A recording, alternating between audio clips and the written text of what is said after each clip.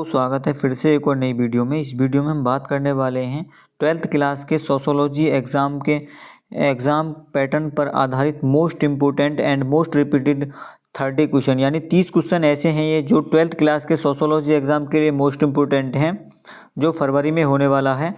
इस क्लास को बिल्कुल भी मिस मत करना, क्योंकि मैं इन क्वेश्चनों को बिल्कुल छांट कर लेकर आया हूँ। ये क्वेश्चन काफ़ी ज़्यादा इम्पोर्टेंट थे, तो इसलिए मैं इनको अलग से इनकी एक क्लास बनाई है और मैं चैप्टर वाइज यानी एक एक दो दो चैप्टर का आपके सभी सब्जेक्ट के मोस्ट इम्पोर्टेंट और मोस्ट रिपीटेड क्वेश्चनों को मैं कराऊंगा। आप अगर हमारे चैनल पर नए हैं तो चैनल को सब्सक्राइब कर लीजिएगा, ताकि आपको हमारे चैनल पर अच्छा और एकदम बेस्ट कंटेंट देखने को मिलेगा। तो इसलिए ज़्यादा देरी ना करते हुए वीडियो को करते हैं स्टार्ट। क्या है देखेंगे। पहला क्वेश्चन, भारतीय समाज की प्रमुख विशेषता क्या है, विस्तार से समझाइए। तो मैं ये केवल इसमें आपको की पॉइंट्स बताऊंगा फिलहाल, लेकिन इनका जो बिल्कुल विस्तार से आंसर है मैं नेक्स्ट वीडियो में सभी क्वेश्चनों को लेकर आऊँगा, क्योंकि चैप्टर वाइज आपके मैं क्लास चलाने वाला हूँ। सोशोलॉजी, पॉलिटिकल साइंस, इकोनॉमिक्स और ज्योग्राफी, इन सभी सब्जेक्ट के आर्ट साइड वालों के लिए स्पेशल हमारे चैनल पर 12th वालों के लिए क्लास चलने वाली हैं। तो आप अपने दोस्तों को भी बता दीजिएगा कि उस चैनल पर क्लास चलेंगी। देखेंगे इसका सही आंसर क्या है। तो भारतीय समाज की मुख्य विशेषता विविधता में एकता, जाति व्यवस्था, संयुक्त परिवार प्रणाली, धर्म की प्रधानता और सहिष्णुता। यह प्राचीन परंपराओं और आधुनिकता का एक अनोखा मिश्रण है। क्या जो हमारे भारतीय समाज की जो विशेषता हैं वह प्राचीन जो परंपराएं, उनकी आधुनिकता है, उनका जो एक अनोखा मिश्रण माना जाता है। क्योंकि जो हमारा भारतीय समाज है वह प्राचीन परंपराओं से घिरा होता है और हम अपनी पुरानी प्रथाओं को आगे भी चलकर उनको अपनाते हैं, और धर्म की प्रधानता होती है हमारे भारतीय समाज में। और हमारे जो भारतीय समाज है इसमें आपने देखा होगा कि प्राचीन समय में संयुक्त परिवार होते थे, एक जगह ही कई परिवार होते थे। लेकिन आधुनिक समय में क्या एकल सिंगल परिवार है। तो ये इसकी विशेषता हो जाएंगी। आप इसको अच्छे से करके आइएगा, मोस्ट इम्पोर्टेंट क्वेश्चन है आपके लिए। अगला क्वेश्चन देखेंगे, जनसांख्यिकीय संक्रमण के सिद्धांत किसने सिद्धांत की व्याख्या कीजिए। तो जनसांख्यिकीय संक्रमण की जो सिद्धांत है इसकी व्याख्या कैसे है देखेंगे। इस सिद्धांत के 3 चरण होते हैं। पहले चरण में जन्म और मृत्यु दर दोनों ऊंची होती हैं। दूसरे चरण में मृत्यु दर गिरती है पर जन्म दर ऊंची रहती है। जनसंख्या विस्फोट तीसरे चरण में दोनों कम हो जाते हैं। इसका सिंपल सा फॉर्मेट है। क्या जब पहला चरण होता है तो पहले चरण में जन्म और मृत्यु दर दोनों ऊंची यानी ऊपर की तरफ होती हैं, और दूसरे चरण में क्या होता है, मृत्यु दर गिर जाती है और जन्म दर उठ जाती है, यानी ऊपर उठ जाती है, ऊंची रहती है। तो इसको कहते हैं जनसंख्या विस्फोट। तीसरे चरण में क्या होता है, तीसरे चरण में होता है जो तीसरे चरण में जनसंख्या कम हो जाती है, दोनों यानी जन्म और मृत्यु दर दोनों जनसंख्या कम हो जाती है। अगला क्वेश्चन देखेंगे। अगला क्वेश्चन क्या है, माल्थस के जनसंख्या सिद्धांत की आलोचनात्मक व्याख्या कीजिए। तो इसकी आलोचनात्मक व्याख्या कीजिए, तो इसका सही आंसर क्या हो जाएगा। थॉमस माल्थस के अनुसार जनसंख्या ज्यामितीय दर 1, 2, 4, 8 से बढ़ती है। यानी जो थॉमस माल्थस का इनके जो सिद्धांत है इनके अनुसार जनसंख्या ज्यामितीय दर है वह 1, 2 और 4, 8 से बढ़ती है, जबकि खाद्य सामग्री गणितीय दर 1, 2, 3, 4 से बढ़ती है। तो उन्हें जनसंख्या नियंत्रण के लिए प्राकृतिक और कृत्रिम उपायों पर जोर दिया। अगला क्वेश्चन देखेंगे, क्वेश्चन नंबर ये 30 क्वेश्चन है आपके लिए। जाति व्यवस्था में हो रहे प्रमुख परिवर्तन का वर्णन कीजिए। तो जाति व्यवस्था में प्रमुख परिवर्तन का वर्णन कीजिए। आधुनिक समय में खान पान के प्रतिबंध ढीले हुए हैं। पेशों के जो चुनाव हैं, चुनावों की स्वतंत्रता बढ़ी है और अंतर्जातीय विवाहों की संख्या में वृद्धि हुई है। अब जाति का आधार सामाजिक से ज़्यादा राजनीतिक हो गया है। आप भी देख रहे होंगे कि आधुनिक समय में जाति का जो आधार है यानी उसका जो बेस है वह जाति का जो आधार समाज से हटकर किस पे ज़्यादा बेस्ड हो गया है, समाज यानी राजनीतिक मुद्दा इस समय ज़्यादा बना हुआ है धर्म और जाति। अगला क्वेश्चन देखेंगे। क्वेश्चन क्या है, संयुक्त परिवार के लाभ और हानियों पर प्रकाश डालिए। तो लाभ और हानियों पर प्रकाश डालिए, तो इसका करेक्ट आंसर क्या हो जाएगा, बच्चों की सुरक्षा, आर्थिक सहायता और संस्कारों का हस्तांतरण। हानि क्या होती है, व्यक्तिगत स्वतंत्रता की कमी, आलस्य को बढ़ावा और महिलाओं की निम्न स्थिति। इसका इन पॉइंट्सों में आप थोड़ा सा बढ़ा के लिख सकते हो बनाकर। इसके लिए मैं आपको एक इसका अच्छे से जो क्वेश्चन है ये इनके लिए थोड़ा एक्सप्लेनेशन उसके लिए लिख कर लेकर आऊँगा, जिसको आपको कर चले जाना है। ये केवल आपके थोड़ा हिंट है ताकि आप अपना मतलब अंदाज़ा लगा सकते हैं कि आपका एग्ज़ाम कैसा और किस पैटर्न पर आधारित होगा। अगला क्वेश्चन देखेंगे। बाजार एक सामाजिक संस्था के रूप में कैसे कार्य करता है। तो सामाजिक संस्था के रूप में कैसे कार्य करता है, तो देखेंगे इसका उत्तर, बाजार केवल वस्तुओं के लेन देन की जगह नहीं है। बिल्कुल सही बात है, बाजार में केवल वस्तुएं लेन देन की जगह नहीं है, बल्कि यह सामाजिक संबंधों का केंद्र भी है।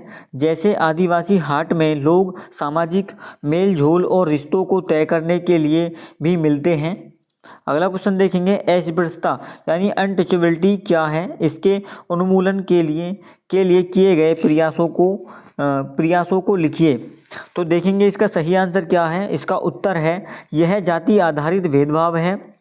हाँ बिल्कुल, जो अनुच्छेद 17 है हमारा, अनुच्छेद 17 में यानी अस्पृश्यता छुआछूत को समाप्त कर दिया गया है।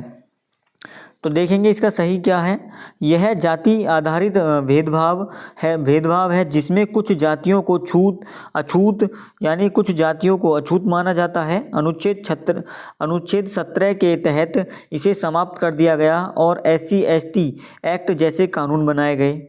अगला क्वेश्चन देखेंगे। भारतीय समाज में जनजातियों यानी ट्राइब्स की प्रमुख समस्याओं का वर्णन कीजिए। तो इसका उत्तर देखेंगे। मुख्य समस्या क्या है इनकी, जैसे इनकी संस्कृति छिन जाना, इनकी भाषा की समस्या और इनके आधार और जो वो होते हैं क्या कहते हैं उनको, साहूकारों का शोषण, ये इनकी प्रमुख समस्या होती हैं। तो देखेंगे उनकी ज़मीन छिन जाना, गरीबी, शिक्षा का अभाव और उनकी अवशिष्ट संस्कृति का धीरे धीरे लुप्त होना।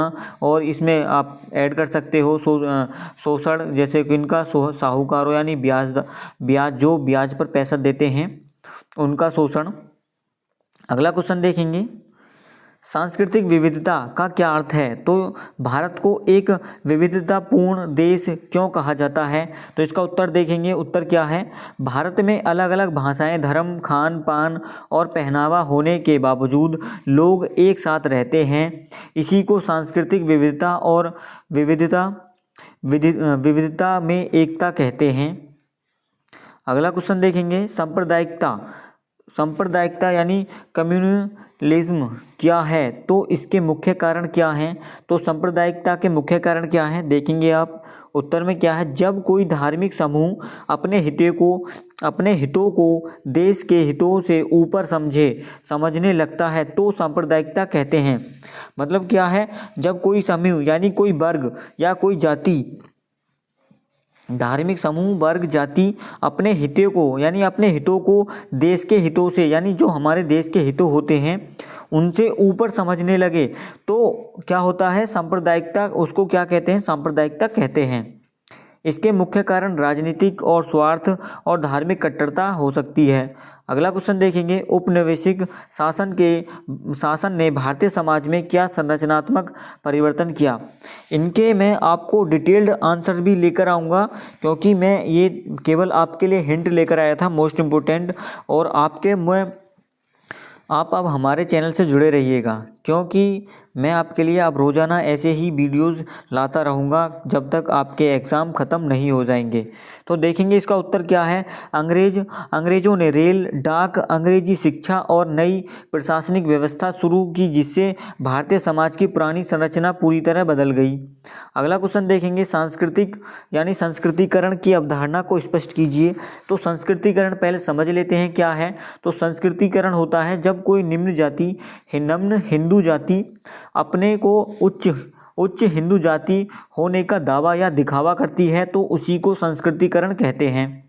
तो देखेंगे क्या है। एम.एन. श्रीनिवासन के अनुसार जब निम्न जाति के लोग अपनी सामाजिक स्थिति सुधारने के लिए उच्च जातियों के रीति रिवाजों और शाकाहारों को अपनाते हैं, तो उसे संस्कृतिकरण कहते हैं। शाकाहारों को मतलब वह अपने मांस, मदिरा आदि को छोड़कर शाकाहारी जीवन व्यतीत करते हैं। उच्च जाति के जैसे वो सांस्कृतिक खान पान को अपनाते हैं, तो उसी को क्या कहते हैं, संस्कृतिकरण कहते हैं। अगला क्वेश्चन देखेंगे, पश्चिमीकरण क्या है। पश्चिमीकरण से क्या समझते हैं। तो पश्चिमीकरण शिक्षा, संस्कृति, खान पान और जीवन शैली को अपनाने की प्रक्रिया को पश्चिमीकरण कहा जाता है। यानी क्या, जो पश्चिम की शिक्षा है, वहाँ का खान पान है, संस्कृति है, जैसे इंग्लिश, चाइनीज़ फास्ट फूड या यूरोप की, यानी जो भी हमारे भारत में शैली हैं, जीवन शैली को अपनाने की प्रक्रिया को पश्चिमीकरण कहा जाता है। इसका प्रभाव सबसे पहले शिक्षित मध्यम वर्ग पर पड़ा। अगला क्वेश्चन देखेंगे। अगला क्वेश्चन क्या है, भारतीय संविधान सामाजिक परिवर्तन का एक माध्यम कैसे है। तो एक माध्यम कैसे है, तो देखेंगे इसका सही आंसर क्या है। संविधान ने समानता, स्वतंत्रता और न्याय का अधिकार दिया है। इसे छुआछूत को ख़त्म किया है। संविधान ने छुआछूत को ख़त्म किया है और जितने भी दबे कुचले वंचित वर्ग थे उनको ऊपर उठाने यानी उनको शिक्षित बनाने में भी मजबूत किया, बहुत योगदान दिया है। देखेंगे, छुआछूत को ख़त्म किया है और पिछड़ों को आरक्षण देकर समाज में बदलाव की शुरुआत की है। अगला क्वेश्चन देखेंगे, पंचायती राज व्यवस्था के महत्व पर एक लेख लिखिए। तो क्या है, 73वें संशोधन के बाद पंचायतों में संवैधानिक दर्जा मिला। इसे सत्ता का विकेंद्रीकरण हुआ, यानी सत्ता दो भागों में बट गई। ठीक है, विकेंद्रीकरण का है सत्ता का विभाजन, यानी शक्तियों का विभाजन होना। देखेंगे, विकेंद्रीकरण हुआ और ग्रामीण स्तरों पर लोगों को निर्णय लेने का अधिकार मिला। अगला क्वेश्चन देखेंगे, हरित क्रांति है, ग्रीन रेवोल्यूशन के सामाजिक परिणामों की विवेचना कीजिए। तो देखेंगे इसका आंसर क्या हो जाएगा। अनाज के उत्पादन में भारी वृद्धि हुई, लेकिन इससे अमीर और गरीब किसानों के बीच दूरी भी बढ़ गई और कुछ ही राज्यों को इसका लाभ मिला। अगला क्वेश्चन देखेंगे, स्वतंत्रता के बाद भारत में भूमि सुधारों, यानी भारत में जो स्वतंत्रता के बाद भूमि सुधारों, लैंड रिफॉर्म्स की सफलता की चर्चा कीजिए। तो लैंड रिफॉर्म्स की सफलता की चर्चा कीजिए। तो देखेंगे इसका आंसर क्या है।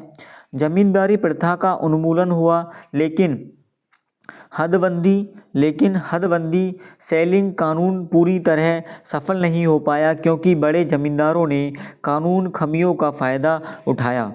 देखेंगे अगला क्वेश्चन क्या है, नगरों शहरों में सामाजिक परिवर्तन कैसे होता है। तो इसका सही आंसर क्या हो जाएगा। शहरों में औद्योगिकरण और शिक्षा के कारण व्यक्तिवाद बढ़ता है, जाति के बंधन ढीले होते हैं और नए प्रकार के रोजगार पैदा होते हैं, किससे, शहरीकरण से। और इसके नुकसान भी हैं काफ़ी, जैसे संयुक्त परिवार एकल परिवारों में टूट जाते हैं, गाँव के व्यक्ति छोड़कर अपने मूल घर को छोड़कर वहाँ पर शहर में जाकर अपना किराए का मकान लेकर रहते हैं। कुछ इस प्रकार के हैं, आगे हम डिस्कस करेंगे। देखेंगे अगला क्वेश्चन क्या है। अगला क्वेश्चन है, भूमंडलीकरण का भारतीय समाज पर क्या प्रभाव पड़ा। तो इसका समाज पर, ग्लोबलाइजेशन का समाज पर क्या प्रभाव पड़ा।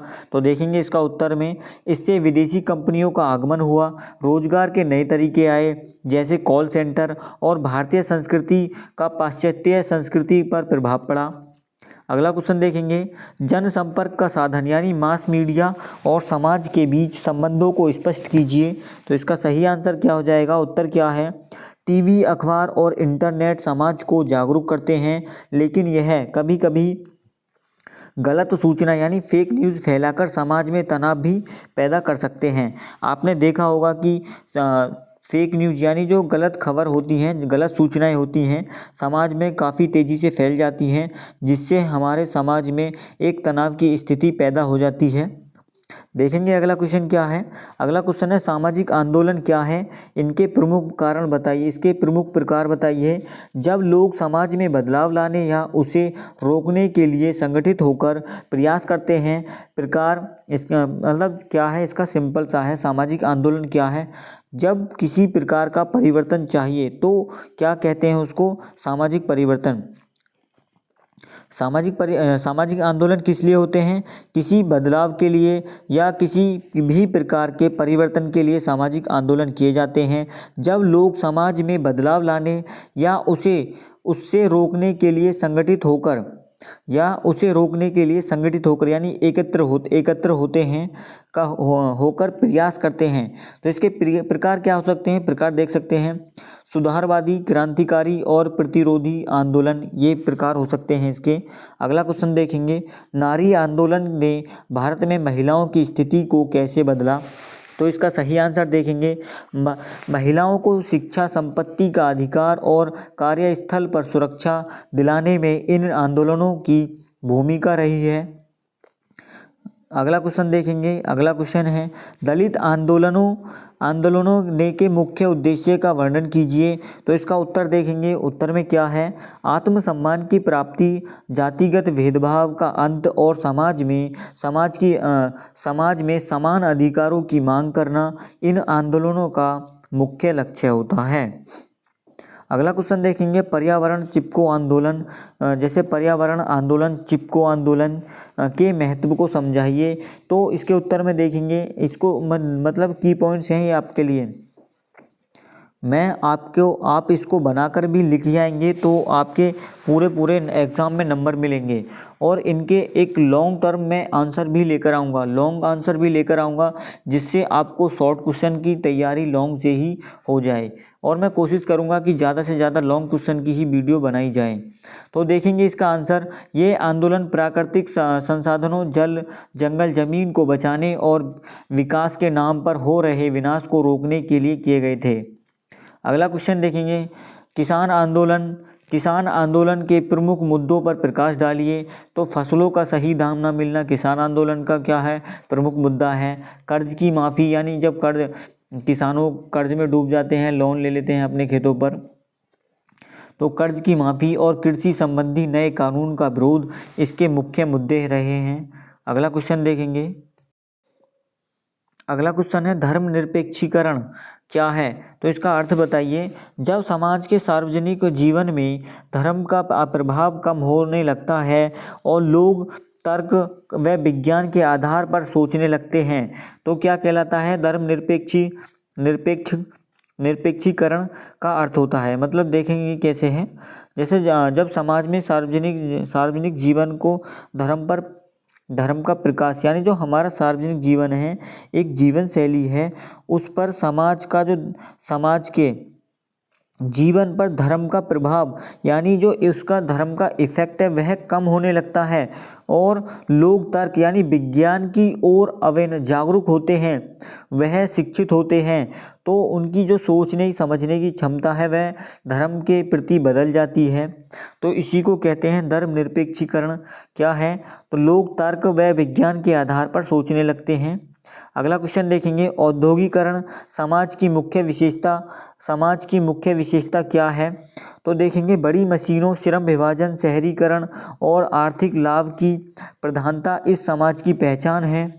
अगला क्वेश्चन देखेंगे, क्षेत्रवाद से आप क्या समझते हैं, इसका कारण लिखिए। तो अपने विशिष्ट क्षेत्र के प्रति अत्यधिक लगाव और दूसरों क्षेत्रों के प्रति उपेक्षा, यानी क्या, अपने विशिष्ट क्षेत्र के प्रति क्या होते हैं, अत्यधिक लगाव और दूसरे क्षेत्रों के प्रति क्या, उपेक्षा रखना। तो यह क्या कहलाता है, क्षेत्रवाद कहलाता है। अगला देखेंगे इसके कारण क्या हैं। तो इसके कारण है भाषाई भिन्नता और आर्थिक पिछड़ापन। अगला क्वेश्चन देखेंगे वर्ग। वर्ग क्या है? वर्ग क्लास और जाति में मुख्य अंतर क्या है? तो देखेंगे इसका उत्तर क्या है। जाति जन्म पर आधारित होती है। जाति हमें वंशानुगत मिलती है, यानी जन्म पर आधारित होती है, और वंश व्यवस्था है, जाति को कभी बदला नहीं जा सकता, यह एक वंश व्यवस्था है।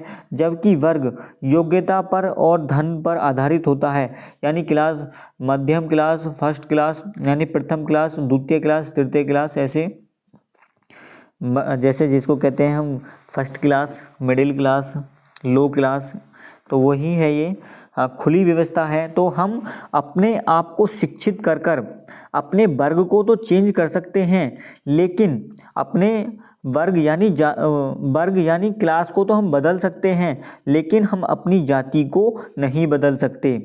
जाति हमारी जन्मजात पर आधारित होती है, वर्ग हमारा जन्मजात पर आधारित नहीं होता।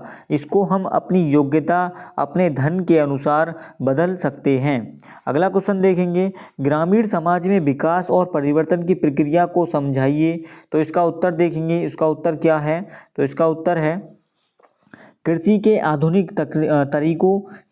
आधुनिक तरीकों, सड़कों के निर्माण और सहकारी योजनाओं ने ग्रामीण जीवन को बदल दिया, जिससे पलायन की समस्या भी बढ़ी है। क्या है? तो हमारी ग्रामीण समाज में विकास और परिवर्तन की प्रक्रिया क्या है? तो कृषि के आधुनिक तरीकों और सड़कों के निर्माण और जो सरकारी योजनाएं हैं, उन्होंने ग्रामीण जीवन को पूर्ण रूप से बदल दिया है। कैसे?